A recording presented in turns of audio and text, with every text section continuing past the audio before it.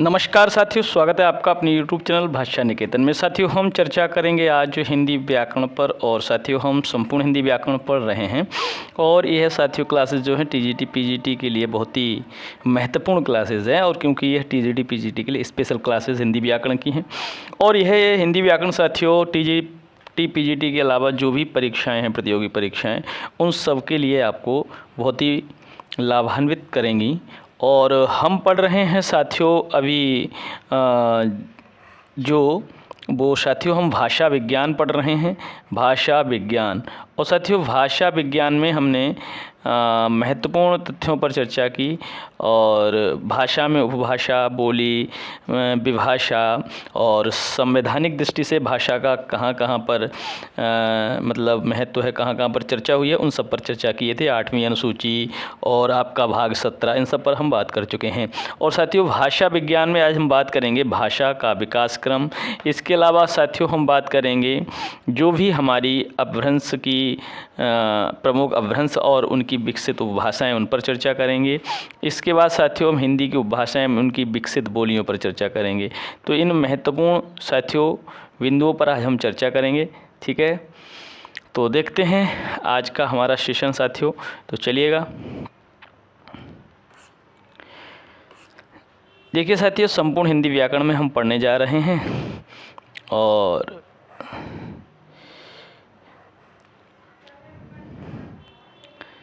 हम साथियों पढ़ेंगे आज भाषा का विकास क्रम। क्या पढ़ेंगे? भाषा का विकास क्रम पढ़ेंगे, ठीक है। भाषा का विकास क्रम।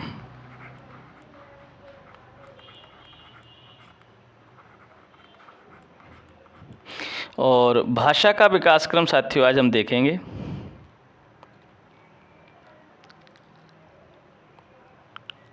देखिए, भाषा विकास क्रम में हम सबसे पहले साथियों बात करें तो सबसे पहले हमारी जो भाषा है या जो आदिकालीन भाषा है हमारी देववाणी संस्कृत है। सबसे पहले हम बात करते हैं तो सबसे पहले हमारी जो भाषा है तो वो है संस्कृत। संस्कृत के बाद जो भाषा आती है वो आती है हमारी पाली। कौन सी आती है? पाली। पाली के बाद जो भाषा है वो है हमारी प्राकृत। और प्राकृत के बाद अपभ्रंश। कौन सी भाषा है साथियों? अपभ्रंश भाषा है। और अपभ्रंश भाषा के बाद जो हमारी भाषा है वो साथियों हिंदी है। और जो हिंदी हमारी भाषा है वो अपभ्रंश के सौरसेनी जो उपभाषा है, सौरसेनी अपभ्रंश भाषा से 5 भेद हैं अपभ्रंश के, उनके सौरसेनी भाग से हमारी हिंदी उद्धृत हुई है, ठीक है। तो हम सबसे पहले इन सब जो भाषाएं हैं इनका समय देखते हैं। तो साथियों संस्कृत की हम बात करेंगे तो संस्कृत का जो समय है, संस्कृत कब से कब तक रही है, तो साथियों यह 1500 ईसा पूर्व से 1500 ईसा पूर्व से बात करेंगे तो 500 ईसा पूर्व तक की हमारी संस्कृत भाषा है, ठीक है। 1000 वर्ष की भाषा यहाँ पर ये हो गई। दूसरी बात है हमारी पाली भाषा। तो पाली भाषा का जो समय है साथियों वो 500 ईसा पूर्व, 500 ईसा पूर्व से साथियों यह समय है आपका 1 ईस्वी तक, 1 ईस्वी तक है। और इसके बाद प्राकृत। प्राकृत का जो समय है साथियों वो आपका 1 ईस्वी से साथियों 500 ईस्वी तक माना जाता है। और अपभ्रंश का जो समय है वो साथियों कब का है? अपभ्रंश है 500 ईस्वी से, ठीक है। 500 ईस्वी से आपका 1000 ईस्वी तक, यह समय कौन सा है? यह आपका अपभ्रंश का है। अपभ्रंश के बाद हमारी जो भाषा आती है वो हिंदी आती है। तो हिंदी का समय आपका 1000 ईस्वी से अब तक माना जाता है, ठीक है। अब तक यह 1000 ईस्वी से जो समय माना जाता है वो भाषा का विकास क्रम है। तो भाषा का विकास क्रम आपने देखा क्या कि संस्कृत है ना, संस्कृत से पाली, पाली से प्राकृत, प्राकृत से अपभ्रंश, अपभ्रंश से हिंदी। देखिए एक बात आपको महत्वपूर्ण बताएं, जो पाली भाषा है, कौन सी भाषा है साथियों? पाली भाषा जो है उसको हम क्या कहते हैं? पाली भाषा को, है ना, पाली भाषा को प्रथम प्राकृत भी कहा जाता है। कौन सी प्राकृत? प्रथम प्राकृत, ठीक है, प्रथम प्राकृत। और जो आपकी अपभ्रंश है, अपभ्रंश भाषा को आपका अंतिम प्राकृत कह सकते हैं। कौन सी? अंतिम प्राकृत या तृतीय प्राकृत कह सकते हैं। भाषा को अंतिम या द्वितीय या तृतीय, कहीं कहीं द्वितीय भी है क्योंकि प्राकृत एक स्वयं में भाषा है, तो अंतिम प्राकृत या तृतीय प्राकृत, ठीक है। किसको कहा जाता है? आपकी अपभ्रंश को, ठीक है। यह बात आपको याद रखनी है। इसको पाली को प्रथम प्राकृत कह देते हैं, ठीक है। कभी कभी एक शब्द और पूछा जाता है कि संस्कृत की अपभ्रंश भाषा कौन सी है? संस्कृत की अपभ्रंश, देखिए अपभ्रंश माने होता है बिगड़ा हुआ, अपभ्रंश माने क्या होता है? बिगड़ा हुआ। तो संस्कृत की अपभ्रंश माने संस्कृत के बाद जो परिवर्तित भाषा है वो आपकी पाली है, ठीक है। संस्कृत का अपभ्रंश पाली हो जाएगी। और प्रश्न आ जाए कि पाली का अपभ्रंश क्या है? प्राकृत। प्राकृत का अपभ्रंश स्वयं में अपभ्रंश है और अपभ्रंश भाषा का ही हिंदी आपका रूप है। तो कुल मिला के अगर अपभ्रंश की बात करें तो उसके बाद या परिवर्ती जो भाषा है उस पर हम बात करेंगे, ठीक है। यह महत्वपूर्ण बात रही भाषा का विकास क्रम की, ठीक है। और कुछ महत्वपूर्ण बिंदु हैं उन पर हम चर्चा करते हैं, ठीक है साथियों। देखिए अब हमारा जो साथियों अगला बिंदु है वो कौन सा है?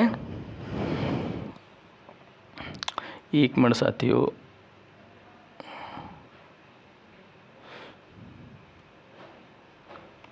ठीक है। देखिए अगला जो हमारा बिंदु है वो है, नोट करके यहाँ लिखेंगे, एक मिनट। हाँ देखिए अगला बिंदु क्या है? देखिए अपभ्रंश और हिंदी के बीच की भाषा एक अवहट्ठ भाषा भी है। एक भाषा है अवहट्ठ।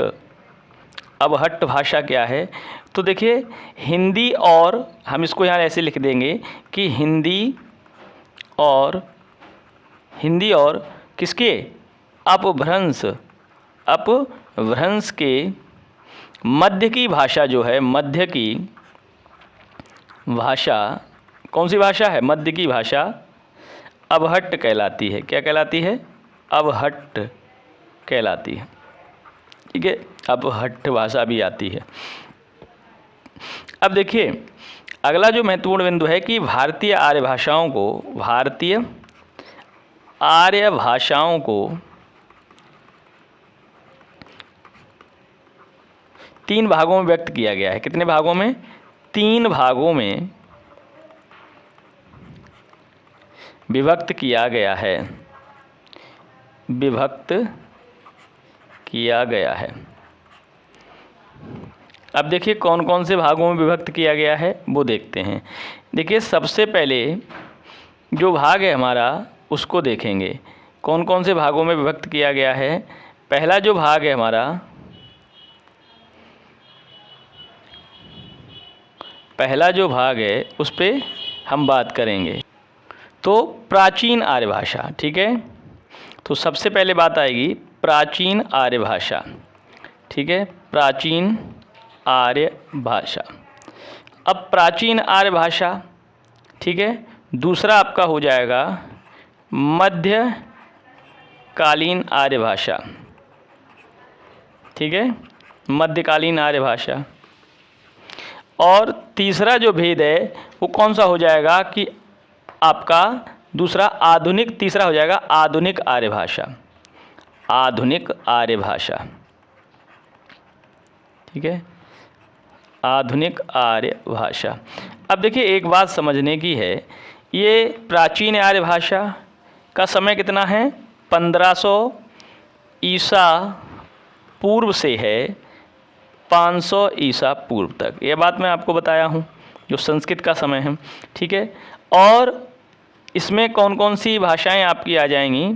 तो इसमें तो एक तो आ जाएगी आपकी वैदिक संस्कृत और लौकिक संस्कृत, वैदिक और लौकिक संस्कृत, ठीक है, इसमें आ जाएंगी।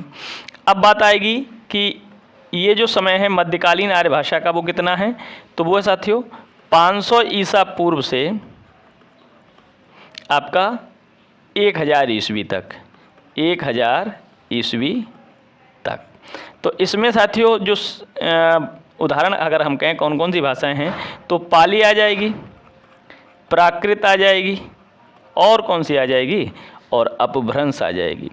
तो मध्यकालीन में ये भाषाएं 3 आ जाएंगी, ठीक है।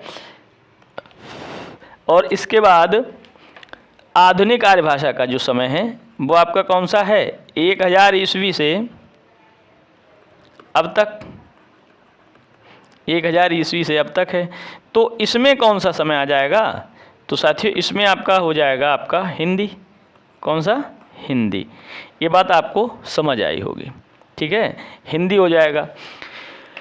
अब देखिए साथियों, हम बात कर रहे हैं कि जो हमारी आर्य भाषाएं हैं इन पर।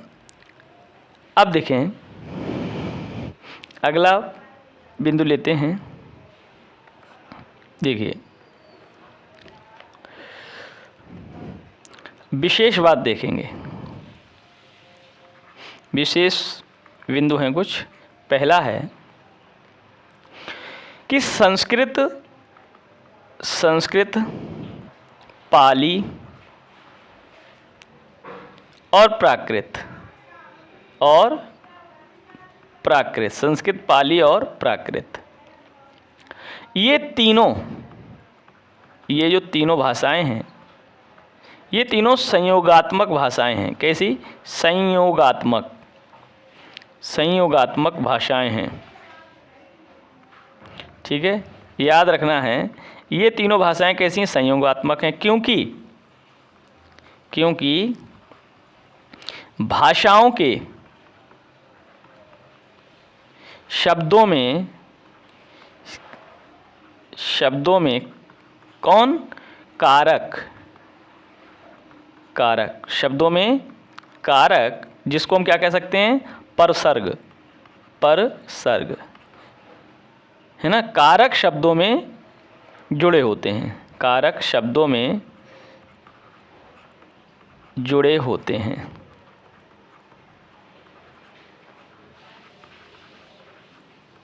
ठीक है, कारक शब्दों में जुड़े होते हैं। जैसे हम बात करें तो एक तो हो जाएगा रामस्व, रामः, है ना, ये कारक जुड़े हैं। इन विभक्तियों में यहाँ पर कारक हैं। दूसरा बिंदु क्या है महत्वपूर्ण हमारा, वो समझिए। दूसरा है कि अपभ्रंश हिंदी वियोगात्मक भाषाएं हैं। अपभ्रंश और हिंदी अपभ्रंश ये संयोगात्मक हैं। अपभ्रंश हिंदी कैसी भाषाएं हैं, वियोगात्मक भाषाएं हैं, वियोगात्मक भाषाएं हैं, ठीक है, वियोगात्मक भाषाएं हैं। क्योंकि इन भाषाओं के शब्दों में, क्योंकि इन भाषाओं के शब्दों में प्रसर्ग के शब्दों में परसर्ग, ठीक है, कहाँ होता है, परसर्ग,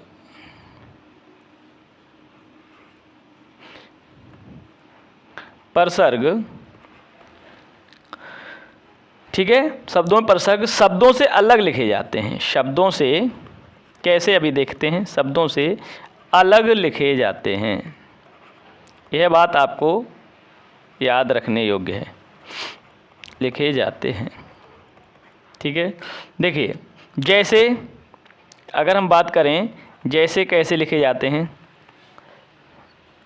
राम का, ठीक है, राम का, और राम ने आदि। तो आपने देखा कि ये का और ने, ये जो प्रसर्ग हैं वो अलग लिखे हुए हैं। लेकिन यहाँ देखिए, यो विसर्ग लगा है, ये स्व लिखा है, रामस्व, ठीक है, ये सब यहाँ मिले हुए हैं लेकिन यहाँ अलग हैं। इस बात को यहाँ समझना था, ठीक है। अब देखते हैं हम अगला बिंदु।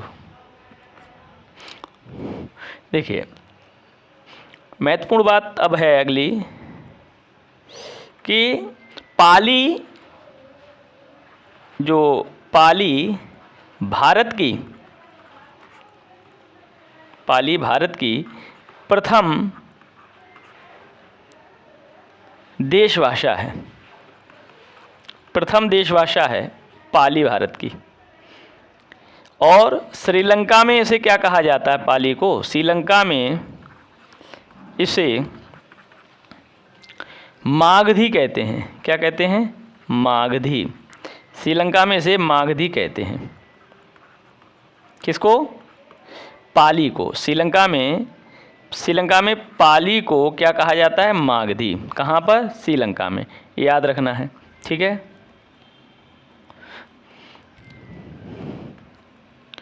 अब देखिए एक महत्वपूर्ण बिंदु और है कि हिंदी शब्द का सर्वप्रथम प्रयोग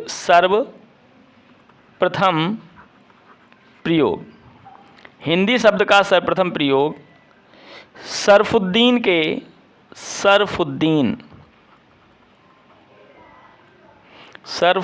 के जफरनामा ग्रंथ में मिलता है। जफरनामा ग्रंथ में मिलता है, ठीक है। जफरनामा ग्रंथ में मिलता है, यह बात याद रखिएगा, ठीक है। अब हम साथियों बात करेंगे जो हमारी प्रमुख अपभ्रंश भाषाएं हैं उनसे विकसित उपभाषाएं, ठीक है। अपभ्रंश भाषाएं कितनी हैं और उनसे विकसित उपभाषाएं कौन कौन सी हैं उन पर चर्चा करेंगे। तो साथियों देखिए हम एक तरफ लिखते हैं यहाँ पर अपभ्रंश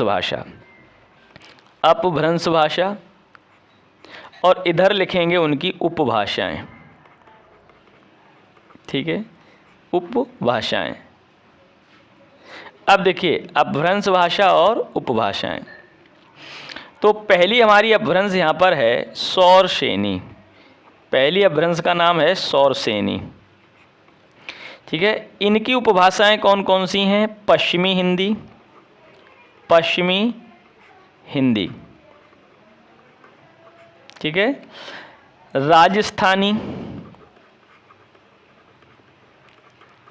और गुजराती, ठीक है। अब अगली जो हमारी अपभ्रंश है अर्धमागधी है। कौन सी है? अर्धमागधी। तो इसकी उपभाषाएं हैं पूर्वी हिंदी, ठीक है। और अगली जो हमारी है वो है अपभ्रंश भाषा मागधी। इसकी जो उपभाषाएं हैं बिहारी और बांग्ला, उड़िया और आपका असमिया,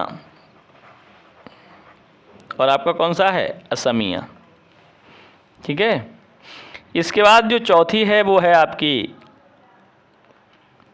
खस। कौन सी है? खस। और खस की उपभाषा कौन सी है? पहाड़ी हिंदी, ठीक है। और पहाड़ी हिंदी अगला है। इसमें पहाड़ी हिंदी में कौन कौन सी आ जाती हैं? जैसे गढ़वाली, कुमाऊनी, ठीक है, कुमाऊनी। और जो है अगला पैसाची। अगली है पैसाची।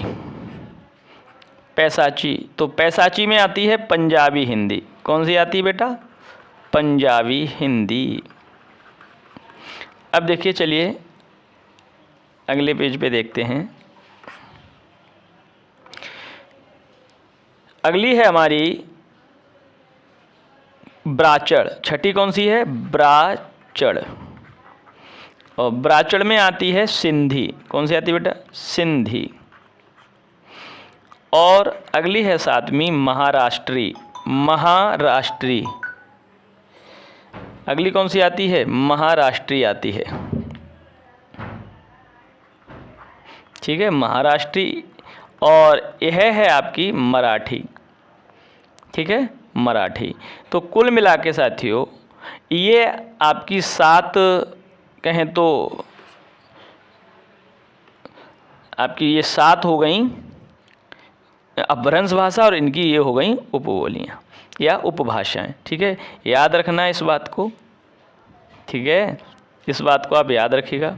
चलिए अब हम बात करेंगे आपकी हिंदी की उपभाषाएं एवं उनकी विकसित बोलियां।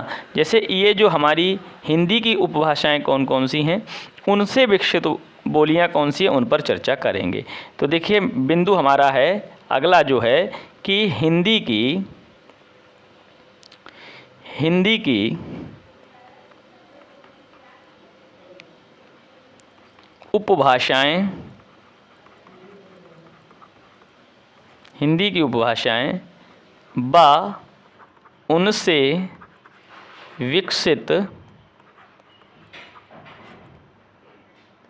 बोलियां, उनसे विकसित बोलियां। ठीक है, चलिए सबसे पहले हम बात करेंगे जिस उपभाषा की, तो वो है हमारी पश्चिमी हिंदी। कौन सी है? पश्चिमी हिंदी। तो साथियों पश्चिमी हिंदी हमारी पहली है। और पश्चिमी हिंदी की जो हमारी बोलियां हैं उन पर चर्चा करेंगे। पश्चिमी हिंदी की हमारी जो बोलियां हैं वो कौन कौन सी हैं? तो सबसे पहले बेटा है हमारी कौन सी? कौरवी। कौन सी है? कौरवी। दूसरी है, कौरवी को साथियों एक और भाषा कहा जाता है खड़ी बोली। क्या कहा जाता है? खड़ी बोली। और दूसरी है आपकी ब्रजभाषा। कौन सी भाषा? ब्रजभाषा। तीसरी है आपकी कन्नौजी। कौन सी है? कन्नौजी। चौथी जो है वो है हरियाणवी या बांगड़ू जिसे कहते हैं, हरियाणवी, हरियाणवी या बांगरू। ठीक है बेटा, बांगरू। और पांचवी कौन सी है? पांचवी है बुंदेली। बुंदेली। ठीक है, बुंदेली। तो देखिए, तो ये आपकी कौन सी भाषाएं हैं? पश्चिमी हिंदी जो भाषा है, उपभाषा, उसकी ये क्या हैं? ये आपकी बोलियां हैं। ये क्या हैं साथियों? बोलियां हैं। ये सभी आपकी बोलियां। ठीक है, तो कितनी बोलियां हैं पश्चिमी हिंदी में? 5 बोलियां हैं। ठीक है, अब पहला बिंदु हो गया। अब हम करेंगे बात अगले पर। देखिए अगली जो हमारी उपभाषा है वो पूर्वी हिंदी है। कौन सी है? पूर्वी हिंदी। दूसरी है पूर्वी हिंदी। अब देखिए पूर्वी हिंदी, पूर्वी हिंदी की कौन कौन सी हमारी बोलियां हैं? तो पूर्वी हिंदी के साथियों आपकी 3 बोलियां हैं। कितनी बोलियां हैं? पूर्वी हिंदी की 3 बोलियां हैं। तो कौन कौन सी 3 बोलियां हैं? तो पहली है आपकी बेटा छत्तीसगढ़ी। छत्तीसगढ़ी। दूसरी है आपकी अवधी। अवधी। और तीसरी है आपकी बघेली। कौन सी है? बघेली है। ठीक है, तो यह आपको याद रखना है कि छत्तीसगढ़ी, अवधी और बघेली, ये 3 हो गई बोलियां आपकी। ठीक है, अब अगला जो है वो है, अगली उपभाषा वो है राजस्थानी हिंदी। कौन सी है? राजस्थानी हिंदी। अब राजस्थानी हिंदी में हमारी कौन कौन सी हैं? तो राजस्थानी हिंदी में भी भैया कितनी हैं? राजस्थानी हिंदी में 4 हैं। कितनी हैं? 4 हैं। तो कौन कौन सी 4 हैं? तो पहली है आपकी मारवाड़ी। कौन सी है? मारवाड़ी। ठीक है, दूसरी कौन सी है आपकी? मालवी। मालवी। तीसरी कौन सी है? मेवाती। और चौथी कौन सी है? जयपुरी। कौन सी है? जयपुरी। ये 4 हैं आपकी राजस्थानी हिंदी की। ठीक है, याद रखना। और अगली जो हमारी उपभाषा है वो कौन सी है? वो है आपकी बिहारी हिंदी। कौन सी है? बिहारी हिंदी। अब बिहारी हिंदी में कितनी हैं? तो बिहारी हिंदी में आपकी कितनी हैं? 3 हैं। बिहारी हिंदी में 3 हैं। कौन कौन सी हैं? देखिए पहली, देखिए आपकी पहली हो जाएगी बिहारी हिंदी में मगही। कौन सी हो जाएगी? मगही। दूसरी कौन सी है? मैथिली। कौन सी है? मैथिली। तीसरी कौन सी है? भोजपुरी। भोजपुरी। ये हो गई 3। और आपकी आखिरी जो हमारी उपभाषा है वो है पहाड़ी हिंदी। कौन सी है? पहाड़ी हिंदी। अब चलिए, पहाड़ी हिंदी है, पहाड़ी हिंदी में कौन कौन सी हैं? पहाड़ी हिंदी, तो साथियों पहाड़ी हिंदी में कितनी हैं? तो पहाड़ी हिंदी में आपकी 2 हैं, कुमाऊनी, गढ़वाली, और एक और अन्य में 3 कह सकते हैं। ठीक है, पहाड़ हिंदी में 3 मान लो। कौन कौन सी? एक तो है कुमाऊनी, कुमाऊनी, ठीक है, कुमाऊनी। इसे पश्चिमी पहाड़ी कहते हैं। कौन सी? पश्चिमी पहाड़ी। ठीक है, और दूसरा है गढ़वाली। कौन सा है? गढ़वाली। इसे साथियों क्या कहते हैं? मध्यवर्ती पहाड़ी, मध्यवर्ती पहाड़ी कहते हैं इसे। ठीक है, और तीसरी आपकी आ जाती है नेपाली। कौन सी आ जाती है? नेपाली। ठीक है, याद रखना है, भूलना नहीं है इस बात को। सही है, तो ये आपकी हो गई भाषाएं, उपभाषाएं और उनकी बोलियां, उपभाषाएं और उनकी बोलियां। ठीक है, तो साथियों अब हम अगली जो वीडियो है उसमें चर्चा करेंगे हिंदी की प्रमुख बोलियां व उनके क्षेत्र। किस पे चर्चा करेंगे? अगले सेशन में, है ना, अगली जो क्लास रहेगी हमारी, अगली कक्षा, उसमें साथियों हम चर्चा करेंगे जो हमारी महत्वपूर्ण उपभाषाएं हैं। किस पर चर्चा करेंगे साथियों? पहले तो हम चर्चा करेंगे कि हिंदी की प्रमुख बोलियां, ठीक है, व उनके क्षेत्र, व उनके क्षेत्र। ठीक है, ये हम साथियों इन पर चर्चा करेंगे और ये महत्वपूर्ण क्लास है आप सबके लिए। इनको आप साझा करिए एक दूसरे से, और वीडियो पर लाइक भी करिए और कमेंट भी करिए। इसके अलावा साथियों चैनल पर नए हैं तो उसे सब्सक्राइब कर लीजिए। तो साथियों आज हमने चर्चा की है सबसे पहले भाषा का विकास क्रम। ठीक है, तो भाषा के विकास क्रम में हमने देखा क्या कि संस्कृत सबसे पहले, उसके बाद पाली, उसके बाद प्राकृत, उसके बाद अपभ्रंश और उसके बाद हिंदी। और हिंदी आपकी सौसेनी अपभ्रंश से आई है। ठीक है, ये आपका समय है।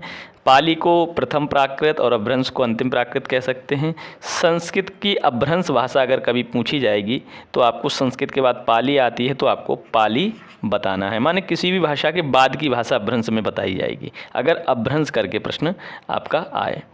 ठीक है, अब देखिए इसमें हमने देखा कि अवहट्ट भाषा क्या है कि अपभ्रंश और अवहट्ट, मतलब हिंदी और अपभ्रंश के बीच की भाषा जो अपभ्रंश है। ठीक है, अब इन 3 भागों में विभक्त किया गया है भारतीय आर्य भाषाओं को। तो प्राचीन आर्य भाषा, मध्यकालीन आर्य भाषा, आधुनिक आर्य भाषा, ये समय है।